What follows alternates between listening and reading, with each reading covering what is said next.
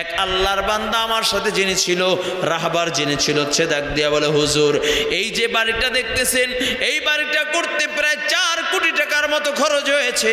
যেই ব্যক্তি বাড়িটা করেছে ইটালি প্রবাসী, ওই আল্লাহর বান্দা বাড়িটা করেছে সুন্দর করে, খুব সুন্দর করে মনের মতো করে ঘরটা সাজাইছে।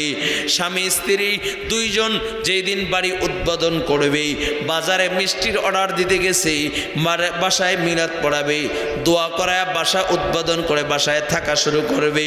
কয় স্বামী স্ত্রী দুইজন বাজারে গেলেন মিষ্টি আনার জন্য, মিষ্টির অর্ডার দেওয়ার জন্য। পথ দিয়া ফিরতেছে, এমন সময় অ্যাক্সিডেন্ট করে দুজন দুনিয়ার থেকে বিদায় নিয়েছে। অট্টালিকা পড়ে রয়েছে। ও বাবা, একদিন ঘর পড়ে রবে, টাকা পয়সা ধন দৌলত সব পড়ে রবে। কেউ ওই সম্পদের, আমার সাথে আমার সম্পদ যাবে না, আমার সাথে আমার টাকা পয়সা ধন দৌলত যাবে না। এমনকি আমার গায়ের যে জুব্বাটা আছে, এই জুব্বাটাও আমার গায়ের থেকে খুলিয়া রেখা দিবে, আমার গায়ের গেঞ্জিটাও আমার থেকে খুলিয়া রাখিয়া দিবে। আমার চশমাটা আমার সন্তান বলবে বাবার স্মৃতিস্বরূপ আমার বাবার চশমাটা আমি রেখা দেই। আমার গড়িটাকে বলবে বাবার স্মৃতিস্বরূপ গড়িটাকে রেখা দেই। আমার আসবাবপত্র ব্যবহারকৃত একে অপরকে দিয়ে দিবে।